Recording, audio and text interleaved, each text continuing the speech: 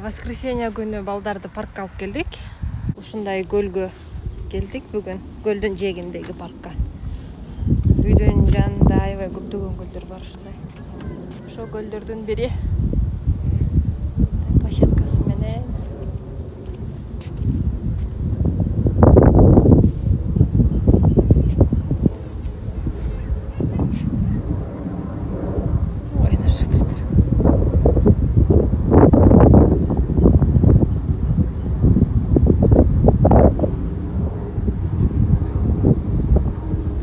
Негизи эле ушу биз жашаган пригороддо ушундай көлдөр аябай көп экен. Ар бир көлдүн жээгинде парктар бар.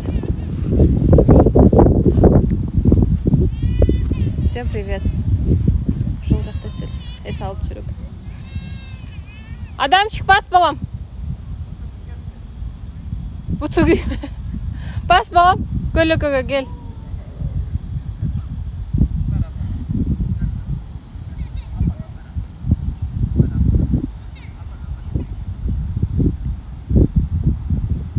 Атасына жабышып атат.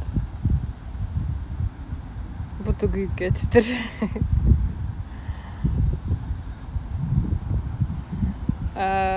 Бул акышы Чикаго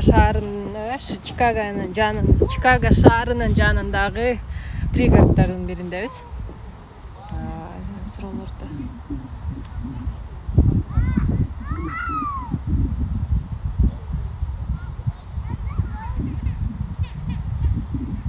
Нью-Йоркто Албани деген шаарча барбы, айтып бериңизчи дейт. Нью-Йорк аябай чоң штаттардын бири. Аябай көптөгөн шаарлар бар. Именно ошо Албани деген шаар жөнүндө билбейт экенмин. Негизи эле бардык шаарчалар бири-бирине окшош, инфраструктура бирдей. Балдар чыкты ойношкон. Башка балдарды азыр көрсөтөм.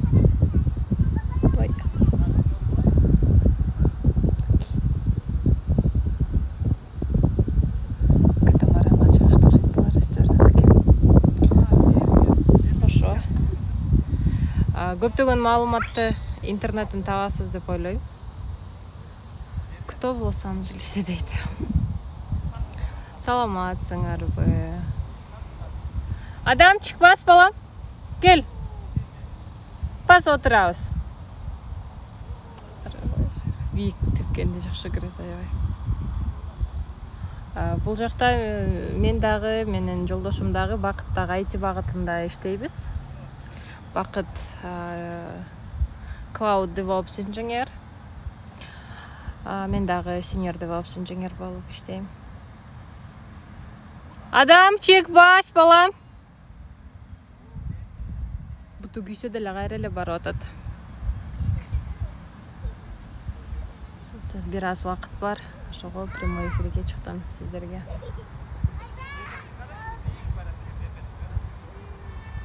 Ар бир штатта аябай көп. Аны ким аяққа чыгарып атат? Адам балам бас. Өзү комдун үстүнө чыгып, бортого барып утусуп кетип кайра ыйлап атат дейт. Атасы менен ойноп атат. Аябай көптөгөн шаарчалар бар. Ошого интернеттен инфраструктурасын, канча адам жашайт, центри кайсыл жер, бүт окуп билип алсаңыздар болот. Ал жөнүндө билбейт экенмин. Балам турат жептин үстүндө. Адамчик, бас. Бас козу.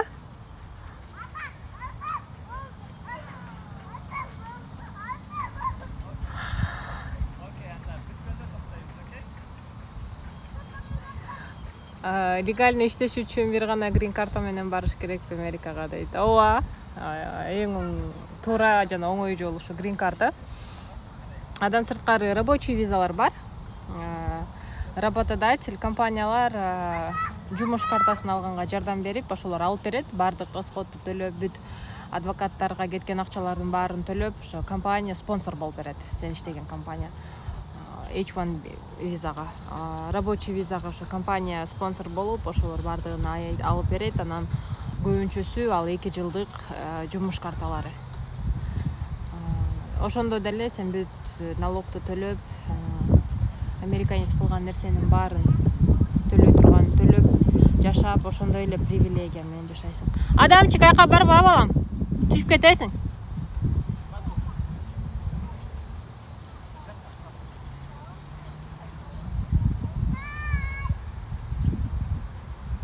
Кызындагы учурашып бир апа кыздары менен чыгыптыр.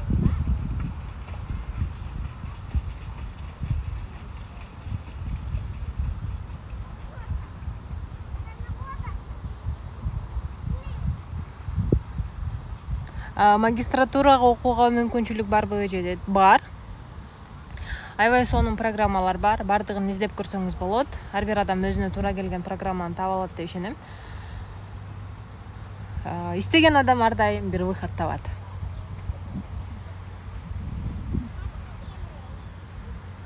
Community колледжде Америкадан бүтүп жакшы ишке иштесе болот дейт, орношсо болот. Сөзсүз түрдө болот. Тил үйрөнүп келгиле туугандарды туура айтасыз. Дубайдан салам, Чикагодан салам. Люблю Америку дейт. Мен балам карап турат. Чикагодан салам сиздерге. Дубайда 21 дейт. Бизде 12 болду саат.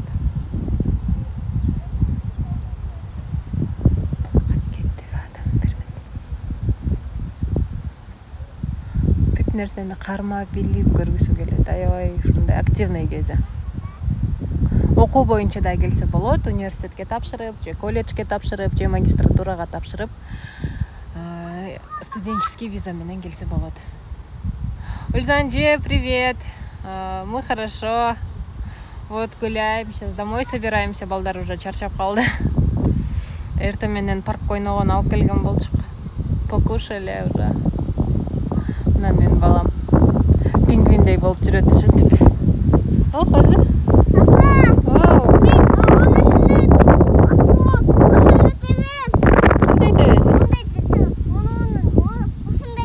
Катамаран тебесиң бе? Окей. Атага айттыңбы? Атага айтсаң апарат. Азыр деди.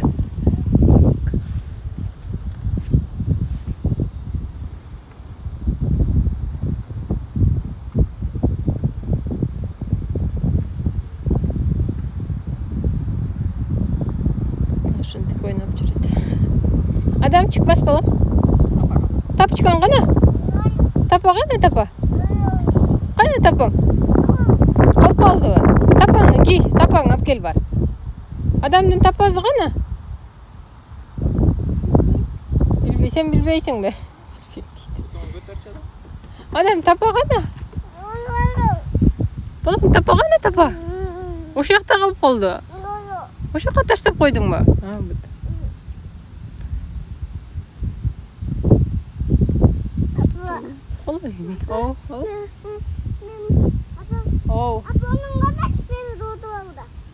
Ая экен да. Ооба иштейт. Тилди канча айда үйрөндүңөр дейт. Тилди негизи эле кандай десем 100%га өзүңүн тилиң, эне тилиң болбогондон кийин ар дайым билбеген нерселер чыга берет экен. Балам аяка барба, сууга түшүп кетесиң. Ата менен барыш керек. Бас.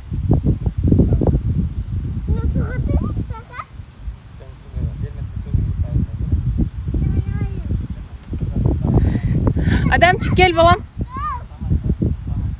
Бас. Бутуңду мага көрсөтчү, бас. Бул түшүп кетет экен эми.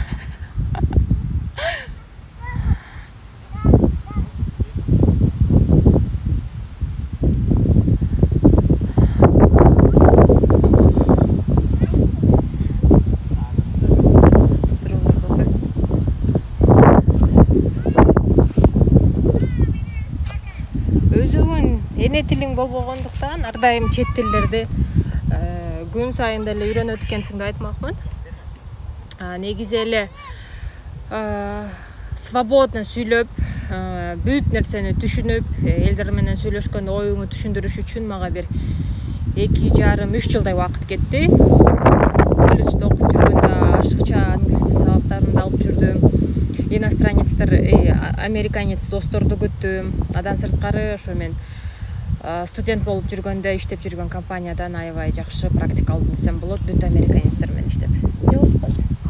Апа, мен кайыкта чыбутум мен. Атадан сурасам.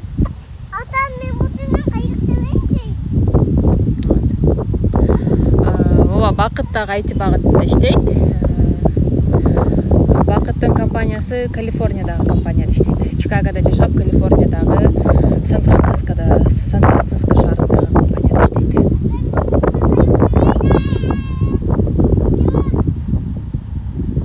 Ой, биз үйдө кыргызча сүйлөйбүз.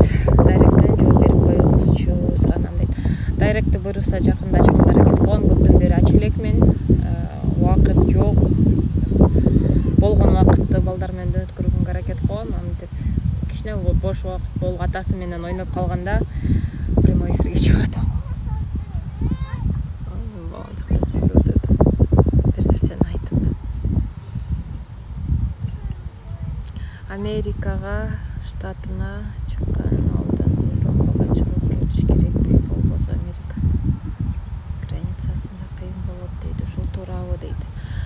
Катуу коюна, Америкага чыккандан алдын ала Европага чыгып келиш керекпи, болбосо Американын границасында кыйын болуп калат дейт. Ушул туурабы дейт. Билбейт экенмин. Бул информация канчалык туура жана жалган деп айта албайм. Ар кандай учурлар болду. Европага барбаган адамдарда виза алып калган учурлар болду. Европага барып, дүйнөнү кыдырып, путешествие кылган адамдар дагы визаны оңой алат деп калышат. Ошондуктан 100% туура эмес деп айта албайм. Негизи эле башка өлкөлөргө барып келген адам, дүйнө жүзүндө саякаттаган адамдарга көп мамлекетке виза алуу жеңил болуш керек деп ойлойм. Сууга кетишти. Эже саламатсызбы? Колдонмо математика, информатика бүтсө, программистке иштесе болобу? Только толук айтып бериңизчи дейт. Прикладная математика, информатика деп жаткан болсоңуз, ооба, болот. Бул болгону бир специальностьтун аты болуп атат. Анын ичинде бир 10го жакын кесиптер бар. Ошонун ичиндеги айтылган кесиптердин баарында иштесеңиз болот. Программисттен баштап, data science, data analyst бүт ошонун ичине кирет экен. Иштесеңиз болот. Эң негизгиси ушул тууралуу көбүрөөк маалымат тапкым келет десеңиз, ушу колдонмо математика, информатика дегендин факультетин орусча таап, это прикладная математика, информатика болуп калса керек. Ошо прикладная математика, информатика, кем работать деп деле Googleга жазсаңыз, аябай көптөгөн макалалар чыгат. Ошолордун ичин окуп, көрүп, өзүңүзгө бир түшүнүк алсаңыз болот. Минимум бир 10 чакты статьяларды окуп көрүңүз деп айтмакмын. Ошондо сизде бир жакшы идея жана бир багыт пайда болот. Неге адам деп койдуңуздар атын дейт. Адам дагы бир башка Айдар деген аттын ортосунда тандаганбыз. Атасына Адам деген ат аябай жагып, Адам деп койдук. Билбейм, бизге аябай ошо ат жагып калды. Андан кыргызча дагы ат, Америкада дагы ошондой ат бар. Интернациональный имя десем болот. Ошого оңой болсун дедик. Жана балада кыргыздын дагы колоритин сактап калганга аракет кылдык. Чоң кызыбыздын аты Бермет. Берметти дагы ошондо кыргызча ат болсун деп тандаганбыз. Американецтер Бермет деп айта албайт, бирок көнүп кетсе керек деп ойлойм. Бермет деп дагы тандаган, атасы тандаган. Мен предлагать эткем, атасына жагып, атасы койгон Бермет деп дагы.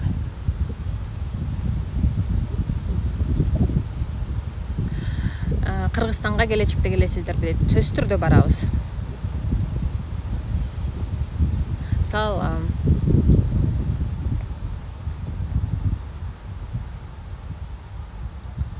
Атасы менен жүрөт балдар. Саламатсызбы? Математика жана информациялык технология факультетинде магистратурага Америкада окусам болобу дейт. Сөзсүз түрдө болот. Аракет кылсаңыз эле окууга өтөсүз. Окууга өткөндү көпчүлүк ойлойт ушу Европага же Америкага, Азия өлкөсүндөгү университеттерге өтүү кыйын деп. На самом деле шамал болот да, жакшы угубай атабы. На самом деле сиз ойлогондой өтө кыйын эмес. Requirements деп коет, эмне керектүү нерселерди карасаңыз, жеңил эле. Эң негизгиси тил билиш керек. Тилди жакшы деңгээлде билсеңиз, бүт жака сизге жол ачылат. Ошого тилди жакшы билсеңиз эле керектүү документтерди чогултуп, гранттар берилет жылда, балким гранттарга дагы илешип калаттырсыз. Hello дейт. Hello. Менин дагы бир туугандарым Чикагода дейт. Жакшы. Балким тааныйттырмын. Кыргызстанды сагыныңыздарбы дейт. Сөзсүз түрдө сагынабыз. Кыргызстан биздин мекенибиз. Ата-энебиз Кыргызстанда, бир туугандарыбыз, башка туугандарыбыз, чоң ата, чоң эне, тайта, тайнелерибиздин баары Кыргызстанда. Кантип сагынбай коебуз.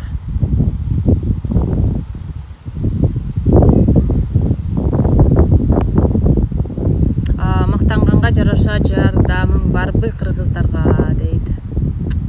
Жакшы суроо экен. Биринчиден мен мактанган адамдардан эмесмин.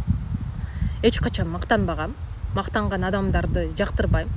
Мактанган адамдар менен мамиле түзбөйм. Катташпайм андай адамдар менен. Мактанчак адамдарды айланама жолотпогонго аракет кылам. Жана ошондой адамдардан болуп калбаганга аракет кылам. Адам бойдон калыш керек деп ойлойм.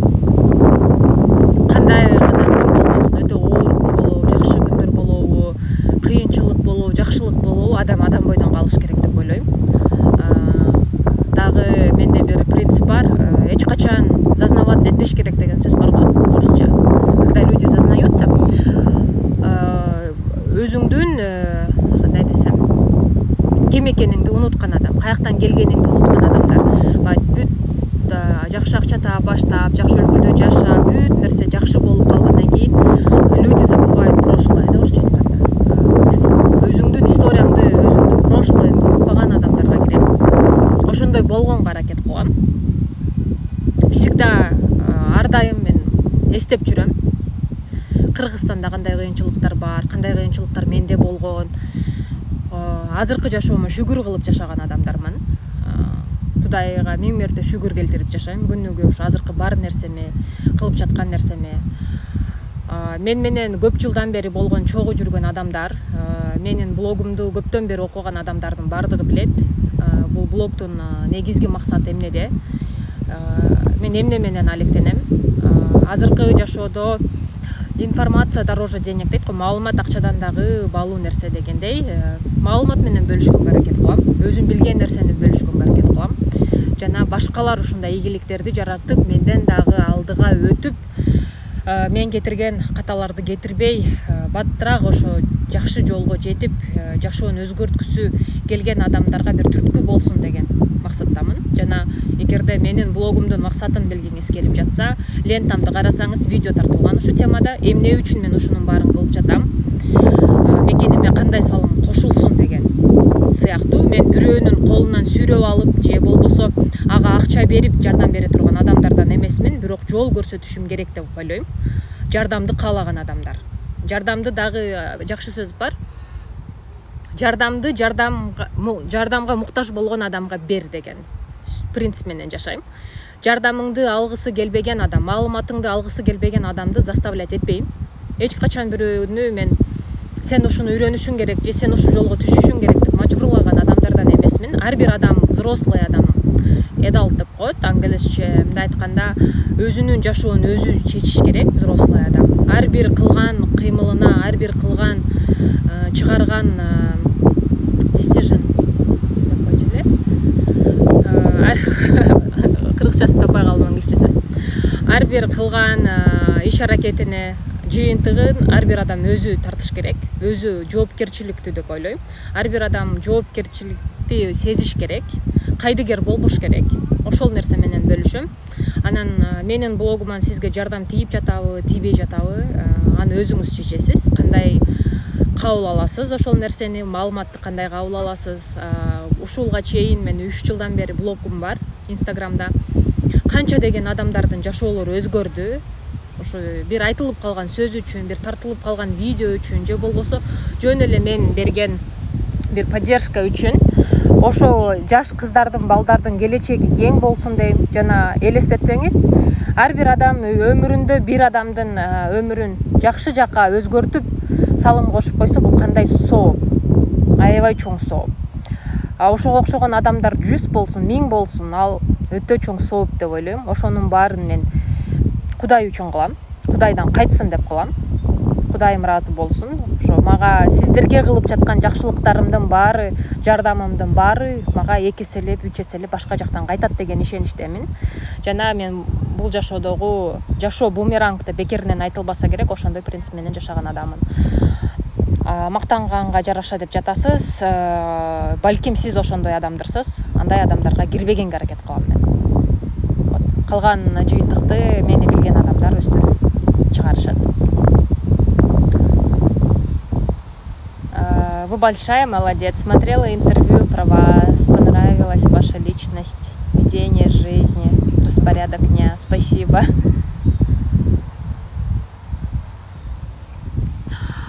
Же жөн эле өзүңдү.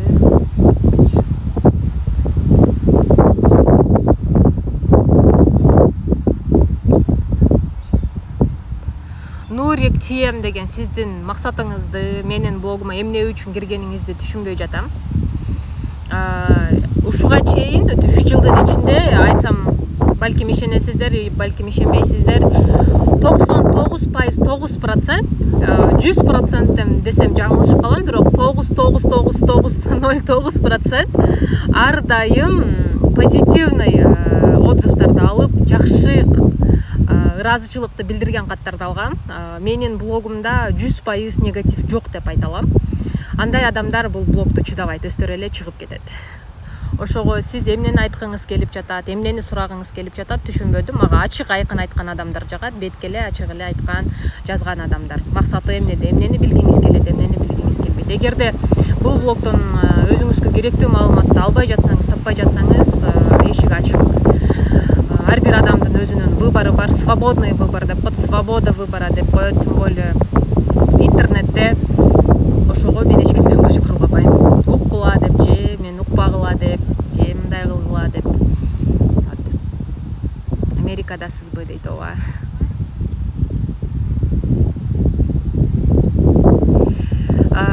Сизди көрө албаган душмандарыңыз көп экен дейт.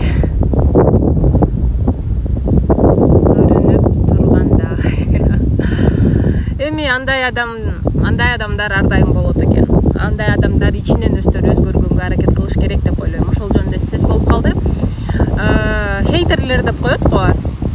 Бирөөдөн бир кемчилик издеген адамдар, бирөөнү бирөө көрө албаган адамдарды мен өздөрү ошондой байкуш адамдар деп эсептейм. Ичинде бир сыртка чыгара албаган, орусча айтканда боль бар. Боль, пустота деп коет го. Жүрөгү бир нерсеге толбогон, болуп кетти. Жүрөгү бир нерсеге толбогон, ошол эле учурда жүрөгүндө бир ичинде аябай чоң аңгыраган бир пустота бар адамдарда. Ошо болду булар ошондой кылыктары аркылуу, ошондой сөздөрү аркылуу толуктайт. Андай адамдар бул жашоодо бактылуу боло албайт. Бирөөгө жамандык каалаган, бирөөнүн жакшылыгына сүйүнө албаган адамдар. Бул жашоодо биз бактылуу болгонду үйрөнүшүбүз керек. Жашоо бир келет. Орусча сонун сөз бар. Живи здесь сейчас дейт. Азыр биз бактылуу болгонду үйрөнүшүбүз керек. Оу. Азамат кызым, ойной бер. Жаш балдардан мен кызыман аябай көптөгөн нерселерди үйрөндүм. Кантип бактылуу болуш керек. Кантип ошо мелочка, ошо кичинекей бир болбогон нерсеге сүйүнүш керек. Апа болгондон кийин көп түшүндүм. Азыр кызымды, баламды карап отуруп, ар бир адам, чоң адам ушу жаш балдардай болсо кандай бактылуу болмокпуз, канча деген проблемаларды жеңмекпиз, жана канча деген ооруларды жеңмекпиз деп ойлойм да. Ошого ушу жаш балдардай бирөөлөргө сүйүнгөндө наушнигим каякта калды экен. Оу. Не болду кыз? Макул, анан жууп алабыз, Тапочкасына кум салып атыр. Кумду эмне кыласың? Кумдонун да тапочкага салып. Үйгө кетелби? Жок. Вот.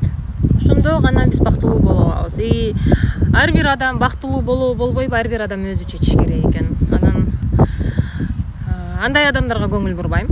Андай адамдарды оюма дагы, жашоомун эмес, даже оюма да киргизгим келбейт. Андай адамдар жөнүндө көп деле ойлонбойм. Негизи вообще эле ойлонбойм. Андай адам болгум келбейт. Ал уровеньге түшкүм да келбейт. Ошого андай адамдар болуп жүрөт. Аларга дагы ийгилик каалайм. Бактылуу болушун Кудайдан тилейм. Бактылуу болушса ал адамдар андай көрө албастык кылышпайт, хейтер болушпайт деп билем. Сизди көрө албаган душмандарыңыз көп экен дейт, көрүнүп тургандай.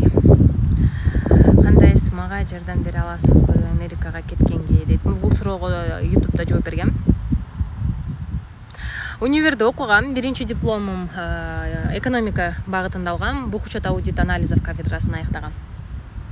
Эме деле окугам, Национальный университетте окугам. Биринчи билимим ошол жакта. Америкага келип колледжде 3,5 жыл окуп, колледжди калтырып койгом.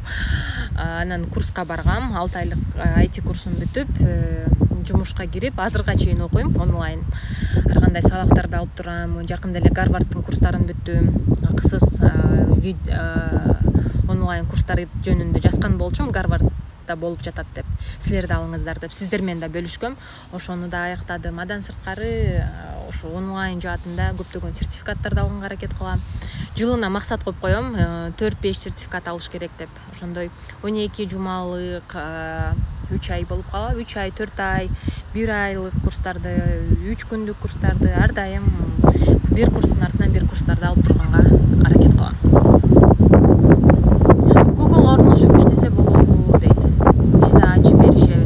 Сөзсүз түрдө болот. Эгерде Google'дан интервьюсунан өтсөңүз, сөзсүз түрдө жардам берет. Thank you, кызы. Thank you. Эме чаң болуп калыптыр. Барып кумду ордуна салып кел. Бар. Кумду бул жерге төксө болбойт да, кумду апар, кумга кошуш керек, окей? Акырын апар. Макул, өзүң апарып кой, кумду кумга салыш керек койсо. Андай кылсаң түшүп калат. Акырын апар. Апа отурат да берди чаңгылда. Анан эжелер отурат. Отурган жерде чаң кылбаш керек, окей? Окей?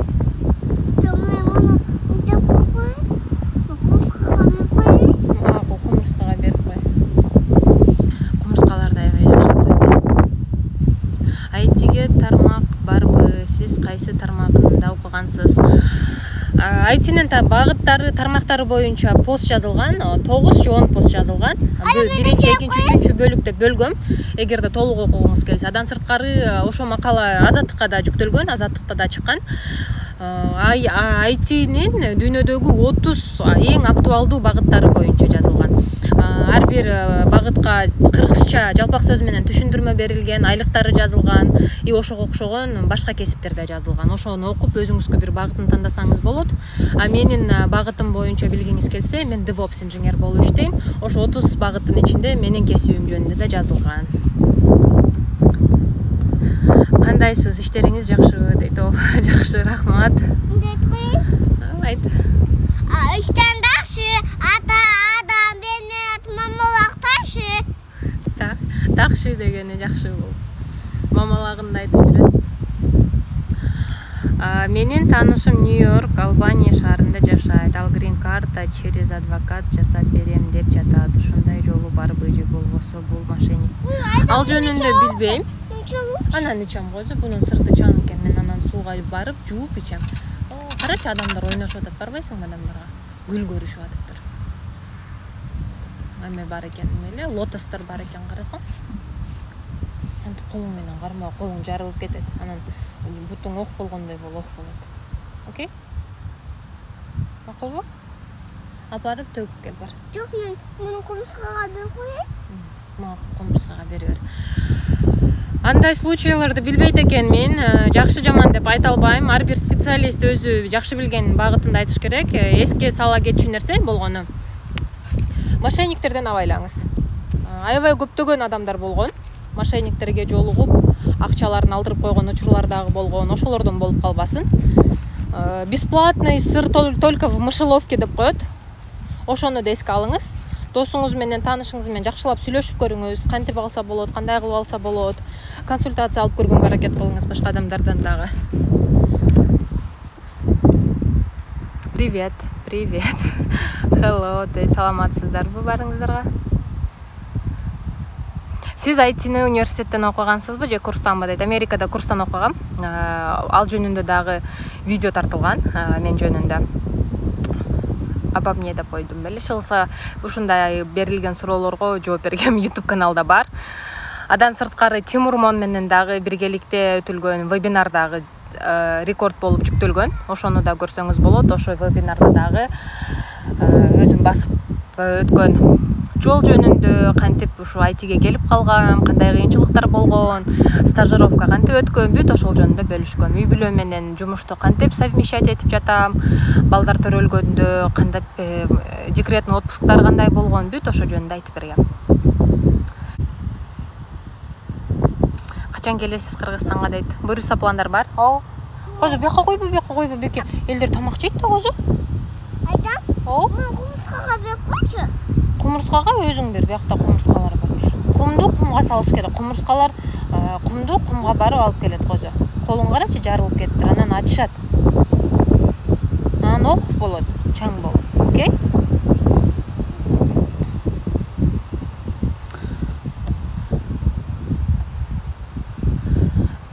Окей, азаматсыз, аябай жакшы мотивация дейт. Привет. Баарыңыздарга салам.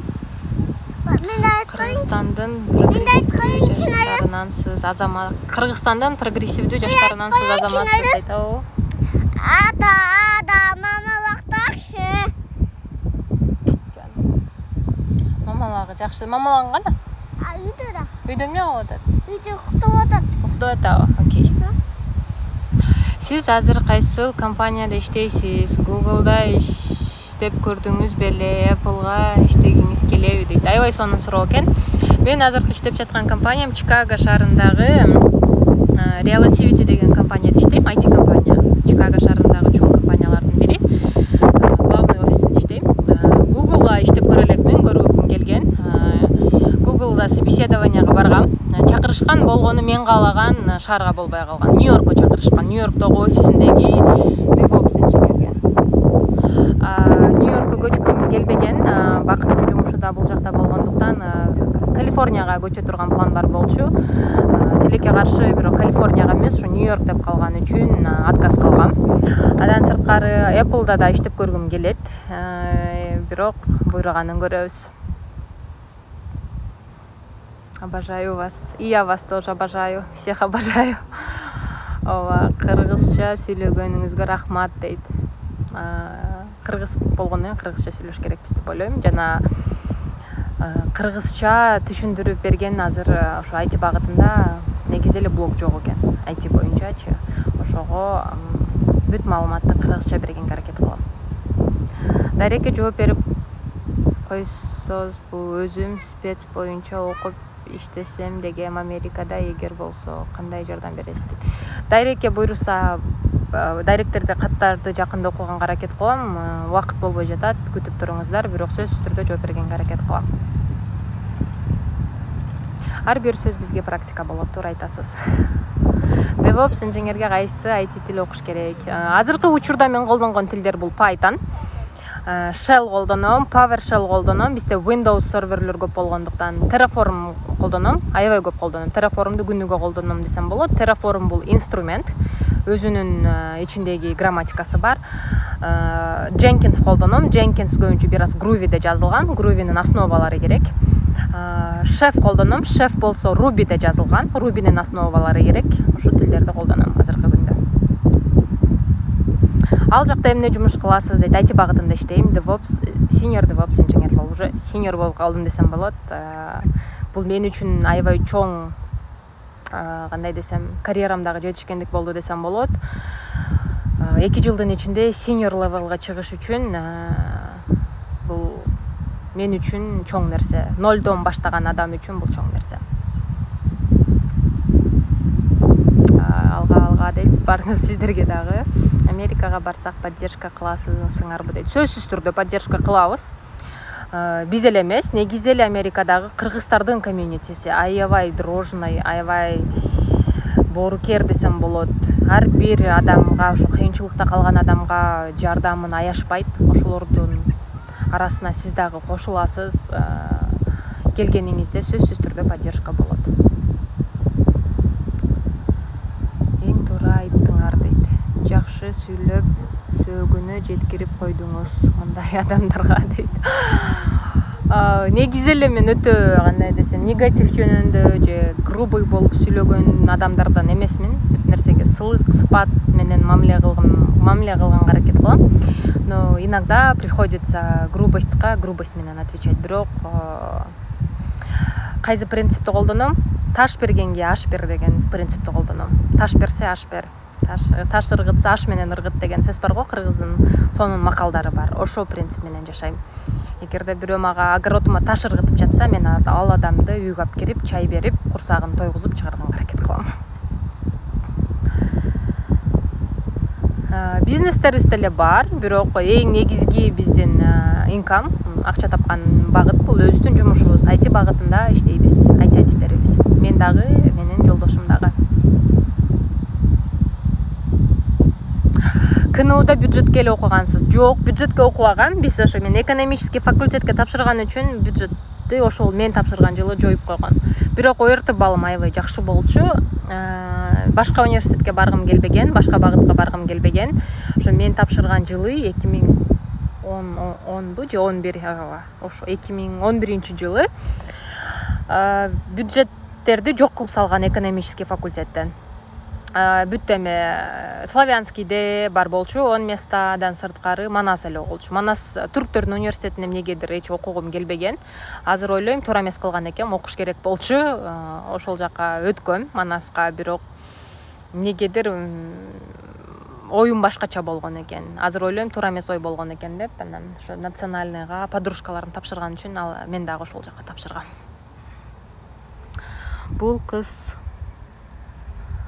Миргүл азыр бул кыз туура жолдо кетип жатат деп ойлойм.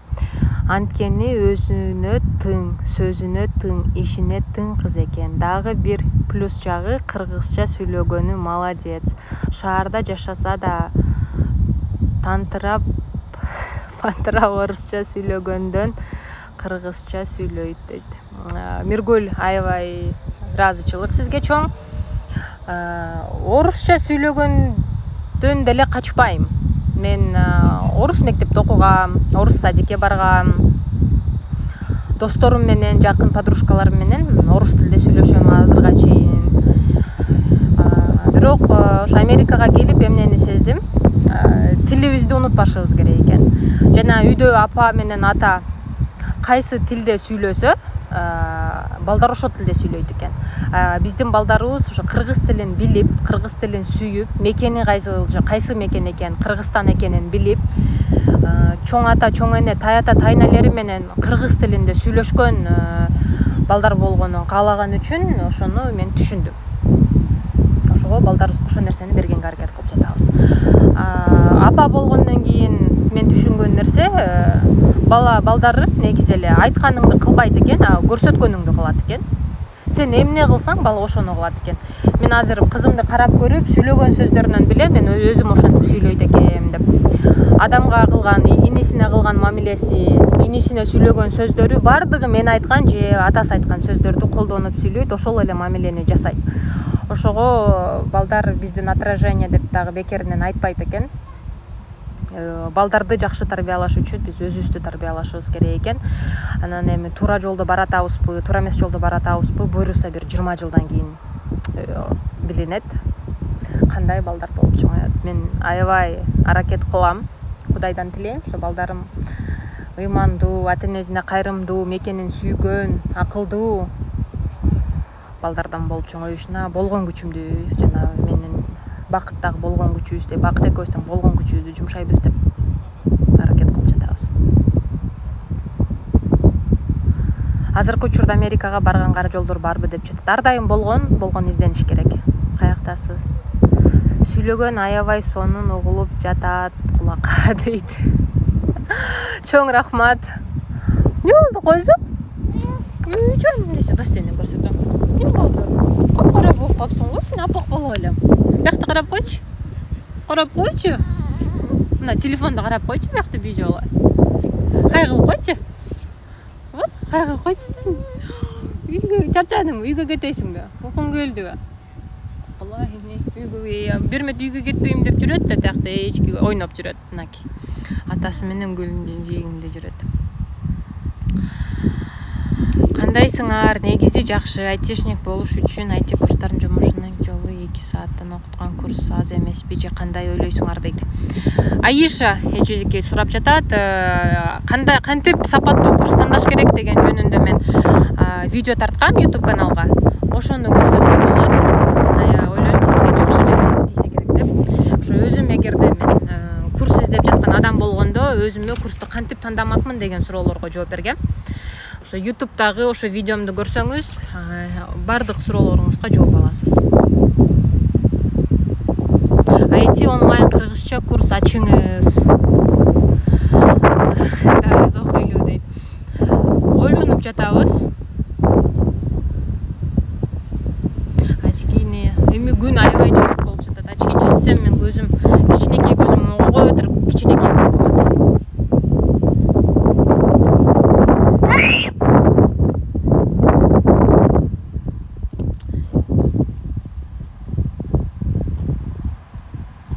Нени айтып жатканды өзүң түшүнүп жатасыңбы дейт. Ооба, сөзсүз түрдө түшүнөм да, эмне жөнүндө сөз кылып жатам, эмнени айтып жатам. Сиз түшүнбөй жатасызбы, Өмүрбек? Түшүнбөй жатсаңыз, сурооңузду тагыраак жазыңыз, эмнени түшүнбөй жатасыз. Азыр суроолорду окуп жатам.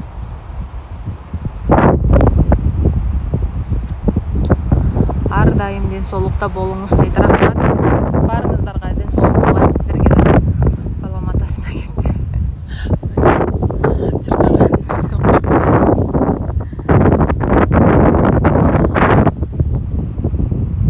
Туура айтасыз.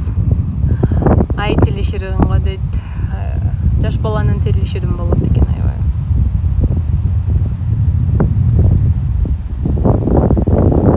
Ийгиликтүү адамды көрө албаган бактысыз адамдар да бар турбайбы бул жерде? Аларга сөз жок, көңүл бурбаңыз. Алар эң төмөн адамдар дейт. Менин блогумда негизи эле 99.9% аябай жакшы адамдар курчап турат мени. Инстаграмда да ошондой адамдар жазылган. Жашоомдо дагы бүт тегерек четимдеги адамдар өтө позитивдүү адамдар. Менин узкий круг деп коет. Менин кругум аябай мындай өтө жакын досторум өтө аз. Менин мындай кругумдагы тааныштар, достор көп. Алар менен всегда мындай жакшы сый мамиледемин. Ошого өтө бирөө менен жакында болуп кетпейм, өтө алыста болуп кетпейм. Ар дайым мындай сый мамиледе болгонду каалаган адамдармын. Кандай китептерди окуйсуз дейт. Аябай жакшы суроо экен. Акыркы убакта финансовый китептерди окуп жатам. Роберт Кийосакинин бардык китептери жакты. Ошо финансовый грамотностьти жакшы деңгээлде үйрөнүп алгым келип жатат. Инвестициялар боюнча акчаны кантип сакташ керек, ошол өтө маанилүү экен. Мен ойлойм, ошондой программаны бизде мектептен баштап үйрөтсө аябай сонун болмок, финансовый грамотность боюнча. Андан сырткары психология көп окуп жатам. Анан тайм менеджмент боюнча ар дайым окуйм. Бала тарбиялоо боюнча көп китептерди окуганга аракет кылам. Балага кантип мамиле, туура мамиле жасаш керек. Ошо акыркы учурда окуган китептердин баарын Telegram каналыма жүктөп жатам. Электронный китептерди окусам. Ошол жактан мен окуган китептерди алып окусаңыздар болот. Буюрса дагы бир 2 китеп бар менде. Бирөөнү окуп бүттүм. Бирөөнү жарымдап калдым. Ошол китепти дагы ошол жакка жүктөп коем. Буну ичип бүтсөң анан кой берем. Аны ичип бүтпөйчү койсо болбойт. Барып атаң карачы, ойноп атат. Адам менен бар ойноп кел. Окей? Кел. Антип сумканы жерге койсо болбойт, окей? Окей. Алып койчу, мага берип койчу. Thank you. You're welcome. You're welcome. Аш болсун. Анан ойноп келсең куюп берем. Жок, мен кызым, мен сүйлөшүп атам. Да. Мына бактан сүйлөшөндө. Самасын адам ойноп атат, мен ойногон жокмун. Не обращайте внимания на негативные комментарии. Думаю, Сани ничего не сделали для Кыргызстана. Диванные критики. Здравствуйте, вы классные. Менин суроомо жооп берип коюңузчу дейт. Бекзат, сурооңуз кайсы? Биз барсак кандай поддержка кыласыз дейт. Сиз келгенде кандай поддержка? Жумуш тапканга жардам берет. Группалар бар. Жумуштар жөнүндө жазсаңыз, объявлениялар ошол жака берилет. Квартира тапканга жардам беришет. Квартира алганга жардам беришет. Мына мен азыр бир жерден объявление окуп калсам, жакшы бир квартира берилип атыптыр. Жаңы келген адамдарга туура келсе, же арзан болуп калса, мен ошону кыргыздардын группасына киргизип коем. Бул жерде ушундай жакшы квартира берилип атат деп. Адан сырткары мен бирөөгө бир жерде жумуш керек болуп жатса, мен ошону көрүп калсам, мен ошону группага киргизип коем. Истеген адамдар болуп калышы мүмкүн. Ошондой жардамдар, кыргыз комьюнитиден жардамдар болот ба? Жаңы көчүп келген адамдар мебель сразу ала албайт да. Анан үйдөгү өзүбүз колдонуп жаткан, бирок өтө керектүү эмес мебелдерди беришибиз мүмкүн. Ошондой нерселер болот. Биз аябай көп эле жолу болгон. Балдардын коляскаларын беребиз, карситтерин беребиз, оюнчуктарын беребиз. Өтө кыйналган үй бүлөлөргө кийимдер берилет. Негизи эле поддержка аябай жакшы. Ош шаарындагы IT курстарын билесизби? Кайсыны сунуш кыласыз? Оштогуларды билбейт экен.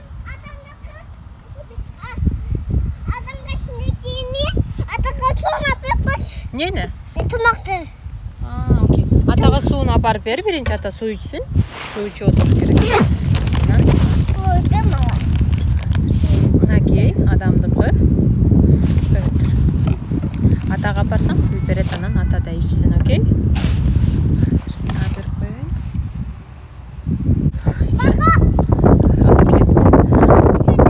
It's okay.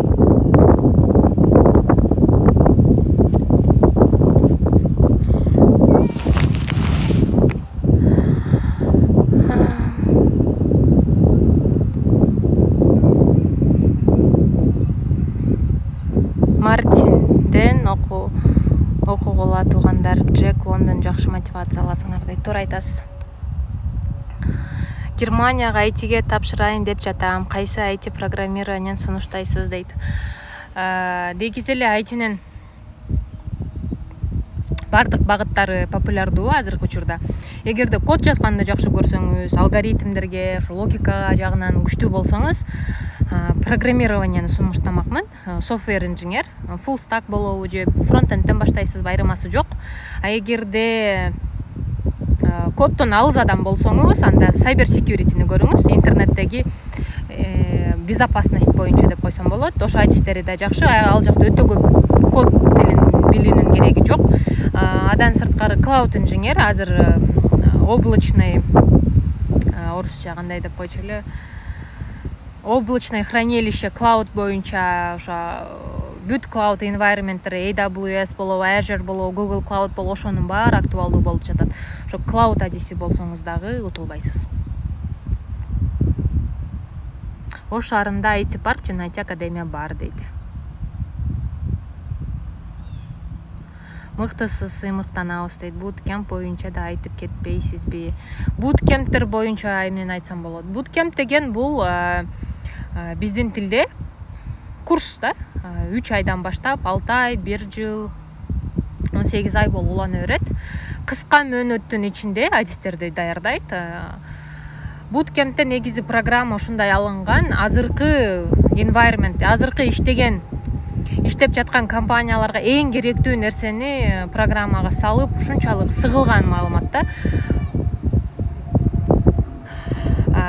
Анан курстар боюнча мен видео тарткам YouTubeга, курстун натыйжалуулугу жана мөөнөтү деп.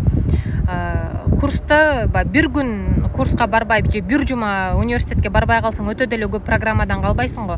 Бирок курста баягы силабус программа ушунчалык сыгылган болгон үчүн ар бир сабак өтө маанилүү. Курска окуган адам күчтүү болуш керек, дисциплинасы бар адам болуш керек, туура максатты койгон жана мен ошол нерсеге жетем деген адам болуш керек. Ошондо гана бир жыйынтык чыгат. А так азыркы IT курстар аябай өнүгүп жатат, заман менен бирге. Университеттеги программаларга караганда программалары, кээ бирки программалар аябай күчтүү. Жумушка керектүү нерсени үйрөтөт. Негизи эле ошо 6 айлык курсту бүтүп, жакшы ийгиликтүү бүткөн адамдардын 90%, 99%, 95% дейин жумушка кирип иштеп кете алат. Саламатсызбы? Привет, саламатсызбы? Чоң рахмат, добрый день. Всем добрый день, добрый вечер, если вы в Кыргызстане. Вы изначально знали язык или там учили? Ну, как сказать, башында мен англис тилим силердикиндей эле болчу. Мектепте үйрөнгөм, университетте үйрөндүм, курска барчумун, бирок Америкага келип тилим 0 экенин түшүндүм десем болот. Кайра башынан үйрөндүм, бул жакта үйрөндүм. Оу!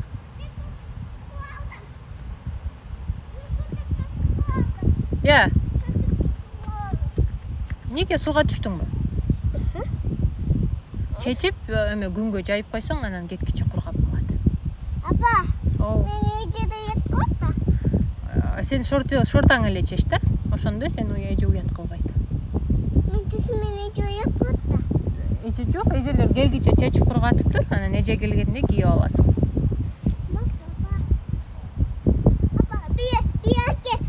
Онлайн интернет магазин ачсам иштесе болобу дейт, сөзсүз түрдө болот. Болгону сизде бизнес план болуш керек. План менен иш кылганга аракет кылыңыздар. Азыр кантсе адип кетсе болот, алдындай суроолорго жооп бербей эле коеюн. Кыргызстандан эмес, башка мамлекеттен кетсе болобу, мисалы Кореядан. Болот. Кумга жап коеюн. Жок, кумга жайсаң ылгай болуп калат. Столду отургучтун үстүнө жайып кой. Шымысуу болуп калыптыр.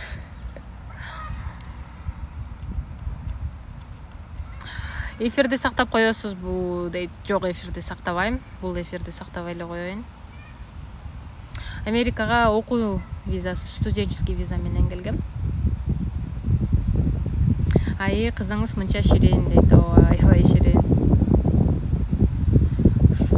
Шамбургтан салам. Уиллоубруктан сиздерге салам. Балдарыңыз англис тилин билишеби? Кыргыз тилинде сүйлөгөнү мени суктантты дейт. Англис тилинде билишет, бирок өтө жакшы деңгээлде эмес азырынча. Мектепке, садикке баргандан кийин өздөрү үйрөнүп кетет. Айлана чөйрөдөн деле үйрөнүп кетет деп ойлойм. Жана кызыбыз быйыл буюрса уже 0 класска прискул деп коет. Бул жакта прискулга барат, 4 жашка чыккан буюрса. 4 жашында прискулга барат, 5 жашында киндергартен деп коет. 4-5 жаш иши кылса уж подготовительный болот, анан 6 жашынан баштап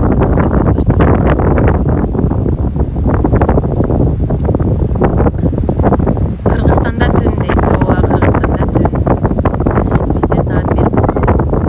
Здравствуйте, вы не владеете информацией, когда откроют границы дейт. Насчет границы я не уверена. Надо читать новости, я не знаю. Сори. Сиз кантип үйрөнгөнсүз дейт. Как я учила английский язык, я насчет этого тоже снимала видео. Посмотрите, пожалуйста, на моем YouTube-канале. Оу! Ох уж, моя атасы мен апасына чыккан. Оу! Не болду бутуңа? Ком келип кетти. It's okay, анан машинага барганда тазалап жууп берем, окей? Jenkins как вы используете? Суу бешайда? Азыр менде суу жок да? Жок да.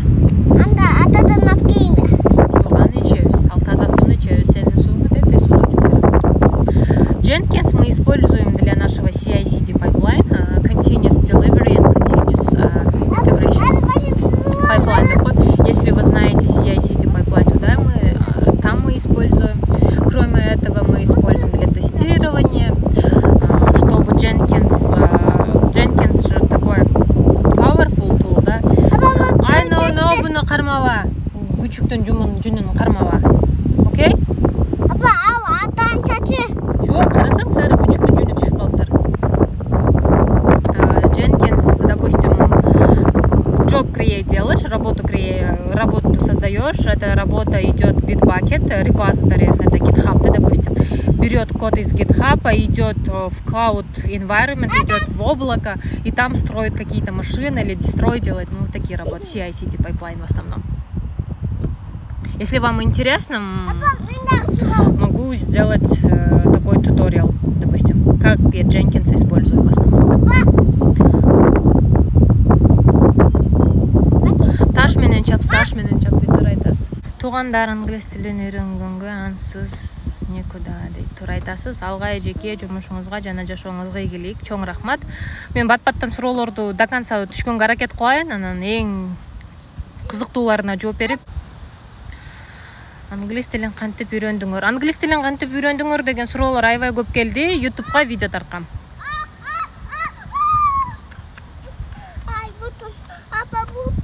Сиз аркылуу IT багыты жөнүндө биле алдым. Сизге чоң рахмат. Эми ITге окуганы жатам дейт. Сиз окууңузга ийгилик. Саламатсызбы? Сиз кайсы мамлекеттесиз? AQShда. Эң туура айттыңыз. Жакшы жакта жүрбөйлү. Кайсыл жакта жүрбөйлү? Кыргыз тилин жүрөгүбүздөн чыгарбайлы. Туура айтасыз, кошулам. Жакшы. Америкадагы кыргыздардын группасы болсо кошуп кое аласызбы? Биз Түштүк Кореядабыз. Сизге номерим личкага жазайын.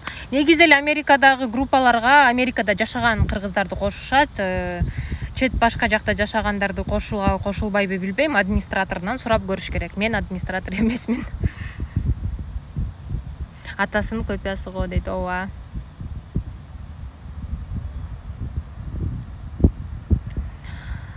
Кыргызча сүйлөгөнүң эле жагат. Рахмат. IT өтө менетти талап кылат. IT өтө менетти талап кылат. Жумуш ойлонуп баштагыла. Күнүнө 10 сааттан чыдап окусаңар, балким баары биз ойлогондой жеңил эмес дейт. Туура айтасыз. ОМКЖ Эмили. ОМКЖ кайсыл жердесиңер дейт. Биз Уиллоубруктабыз. Ошо өзүбүздүн жашаган жерибиздеги бир паркта. Мен 11 класстамын. IT программада тандасам иш таба аламбы? Сөзсүз түрдө тандаңыз деп айтмакмын. Азыркы заманбап кесиптердин бири. 11 класста окуган бүтүрүүчүлөрдүн баарына арналган макала бар. Ошону окуп чыгыңыз. Сөзсүз түрдө адан сырткары бүтүрүүчүлөргө арналган вебинар да тартылган, видео да тартылган. Ошону бардык 9-11 класстын бүтүрүүчүлөрүн баарына сунуштамакмын. Көрүп чыгыңыздар деп. Сизге чоң пайдасы тиет. Эгерде кесип тандай элек болсоңуз. Сонун жер экен дейт. Ооба, ОМКЖ аябай сонун жер. Биз да жакында барабыз. Жолугасыңбы дейт. Сөзсүз түрдө жолугалы, буйруса кофе ичкени баралы. Эс алып жүрөсүңөрбү дейт. Ооба, балдар менен эс алганы чыкканбыз. Үйгө баскыла десем болбой жатат. Ноутбукту Америкадан алса арзаныраак болобу дейт. Билбейт экенмин, чынын айтсам. Кыргызстандагы ноутбуктардын баасын билбеймин. Ошого айта албаймын, Кыргызстандабы же бул жактабы деп. Бирок Кыргызстандан алган адамдар дагы бар, Америкадан алган адамдар дагы бар. Америка кандай жагабы сага дейт. Эми жакшы жактары дагы бар, минус жактары дагы бар. Жагат жакпайт деп айта албайм. Эгерде бул жерде мен үй бүлөм менен бактылуу жашап жатсам, адан сырткары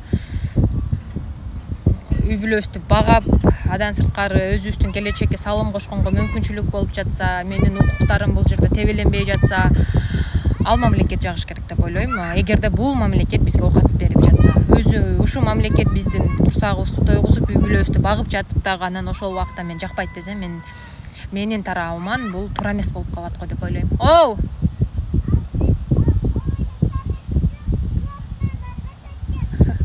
Окей.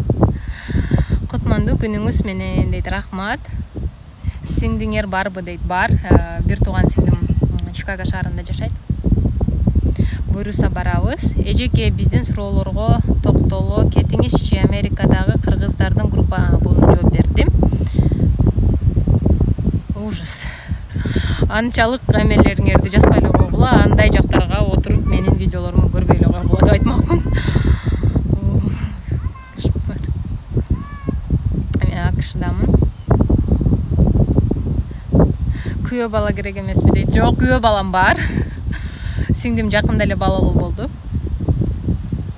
Канча тил билесиз дейт. Если код тилдери жөнүндө сүйлөп жатсаңыз, 5-6 тил болуп калат. Эми основаларын полностью кошкондо так эң жакшы билген тилдерим 1-2 эле тил. Калганын көбүнчөсү основаларын билем, кантип колдонушту билем. Эгерде керек болсо иштеп кете алам деп ойлойм. Сүйлөгөн тилдерди айтып жатсаңыз, анда кыргызча, орусча, англисча. Саламатсызбы Айдана дейт. Сизди көрүүбүзгө мотивация алып жатабыз дейт. Рахмат. Салам бермет дейт. Мотивацияга жүрөктү ойгото койдуңуз. Пландарым кайрадан ойгоно баштады дейт. Рахмат сизге. Python или Swift дейт. Лично для меня, мен өзүм үчүн айтмакмын Python деп. Эми Python билген үчүнбү, Pythonду аябай жакшы көрөм. Swift эле аябай күчтүү тил, аябай популярдуу тил. Ар бир адам өзүнүн кандай десем, выборуна жакшы көргөнүнө жараша го дейм. Экөөнүн сравнить эте албайм. Эламан деген байкенин суроосуна. Информационный система технология тармагы жөнүндө кененирээк айтып бериңизчи дейт. Аябай узун жооп болуп кетет. Буйруса ошол жөнүндө пост жазганга аракет кылайын.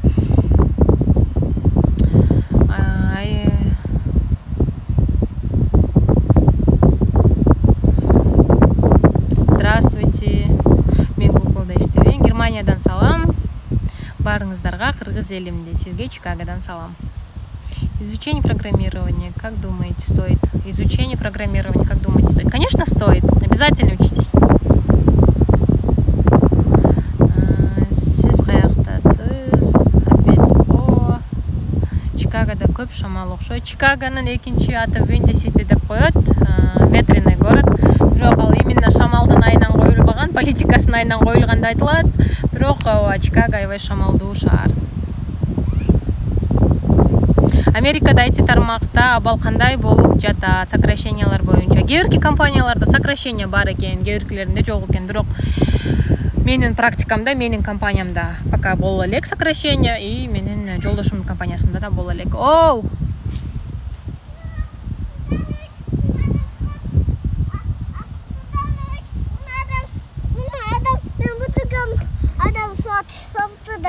Адамның акылы жок экен. Адамдын акылы бар, антип айтпаш керек. Мен үйгө барганда жооп берем. My beautiful sister. Компьютер инженеринги алгебрадан канча тиешеси бар? Азыр кыска жооп берип койсоңуз дейт. Мыкты программист болуш үчүн мыкты математик болуунун кереги жок деп кыскача жооп бермекмен. Ошого эгерде математикаңыз өтө начар болгон учурда дагы программист боло аласыз. Ага жооп бердим.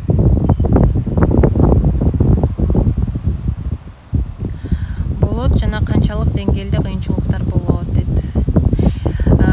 Дагы суроолоруңуздар болсо, Инстаграмдагы посттордун түйүнө жазсаңыздар, же личкага, же Google, YouTubeга жазыңыздар. Кийинки видеодо сөзсүз түрдө сиздин суроолоруңузга да жооп бергенге аракет кылам. Чоң рахмат сизге Айдана эже дейт. Эч нерсе эмес. Балаңыздын аты Адамбы дейт. Ооба. Зарплатаны сураса болбойт. Америка шаарында карантин бүттүбү дейт. Карантиндер кээ бирки шаарларда бүттү, бирок Америка коронавирустун жуктаруу боюнча эң алдыңкы орунда болгон үчүн көптөгөн чектөөлөр бар. Адан сырткары кээ бирки штаттар кайра карантин башталды. Социальный дистанция сактоо, маскасыз киргизбейт. Негизи эле биз ойногон эле чыкпасак, жана ресторандарга, магазиндерге балдарды таптакыр алып барбай калдык. шопинг центрлерге, магазинге мен же Бакыт экөөбүз отдельно барабыз, балдарды бирөөбүз карап калып. Анда дагы ушу келгенден кийин бүт продукталарды тазалап, жууп, азыр эшикте ойношуп атат. Эшикте дагы көрдүңүздөр, эч ким жок жерге барганга аракет кылабыз. Анан үйгө барганда буларды самындап, полностью жуунтуп, кийимдерин алмаштырып жатабыз. Анан колун батпаттан спирт менен арчып турабыз.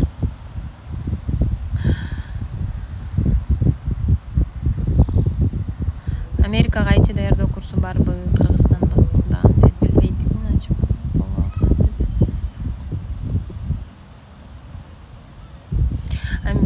Европада окуп жатып, 1-курстан кийин Америкага которсо болобу окууну дейт. Ошол жөнүндө точно билбейт экенмин, бирок эгерде кредиттериңизди которсоңуз, кредит аверлерди которсо болот. Ой, жаным, келдиңби? Кел. Не болду? Чарчадыңбы? Ошол жака бардыңбы? Апанын астына отурасың? Басы мага келчи. Мына менин балам. Жаным. Каяка барасың? Оу. Не дейсиң? Сен суда, апанын шымын суу кыласың, апанын шортасың. Суу берди. Утуба. Жөнөпү. Утам, апа. Адам аяйды. Утам да, апа. Адам чарчап калыптыр, үйгө кеттикпи? Үйгө кеттикпи? Жок. 1,5 жашта балам. Кичинекейибиз 1,5 жашта, чоң 3,5 жашта. 1,5 жашта. Бермет, сен канчага чыктың дейт? Мен 5ке. 3кө чыктың го сен? 5ке. 3кө чыктың го? Жок, мен 5ке чыккам. 5ке чыкканды аябай жакшы көрөт. 5ке чыккам да. Кызыңыз аябай акылдуу, балдарыңыз өмүрлүү болсун. Чоң рахмат. Бабай кылып койчу, анда муну өчүрөйлү, балам, сени оп кылам. Бабай кыл. Вот бабай кыл, бабай да кылгызы келди. Бабай кыл. Кылбайсыңбы? Бабай деп кой. Мен кылам. Анда бермет кылат бабай. Бабай. Бабай. Жакшы калгыла да. Жакшы калга. Кыргызстанда түн. Бабай. Жакшы калга. Сен да бабай кыл. Окей. Сен олото кызыл болуп калды. Көм туз койчу. Көм туз койчу, айдан. Кел. Окей. Сага чукпалыбы? Жок. Барыңыздарга рахмат. Барыңыздарга рахмат. Барыңыздарга рахмат. Рахмат. Дагы түз эфирге чыгабыз, а? Бабай дем, балам, настроениең жакшыбы? Бабай кылып койчу. Бабай кылып койчу. Ана, айтпа кызым, no. Макул. Рахмат сиздерге.